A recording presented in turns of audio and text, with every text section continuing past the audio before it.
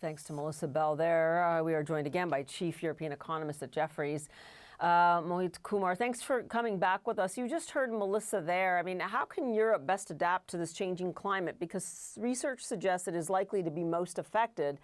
And of course, that will have far-reaching economic implications. And I know there is a big debate about air conditioning right now, but it goes far beyond that, doesn't it?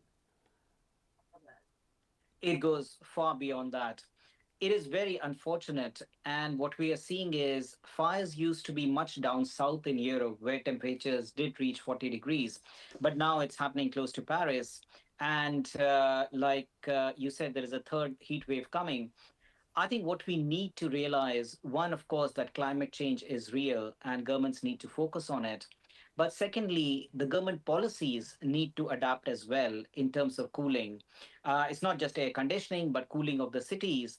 And what that means is twofold. One, the governments need to provide households more subsidies to cope up with the extreme weather. But secondly, is extra fiscal pressure on government finances.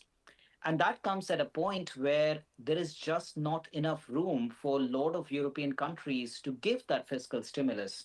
So for us, for purely from an economic point of view, and like I said, it's very unfortunate from a human point of view, but from an economic point of view, it means extra spending, it means extra fiscal burden, and that means extra borrowing and more pressure on yields in the bond market. Yeah, which isn't going to help the economy at all. I mean, quickly, I am wondering how this really butts up against the kind of defense spending that they know they must increase in Europe and are right now. Well, there is a big push to increase defense spending, as we know that Europe needs to increase defense spending to 5% of GDP by 2035. Problem is, apart from Germany, no big European country has the room to give that fiscal stimulus. On top of it, you have oil pressure, which is also fiscally negative. I would argue even AI and technology is fiscally negative because we are replacing people with robots or machines. People pay taxes and robots don't pay taxes. And you have climate change. So Europe is facing an unprecedented fiscal pressure.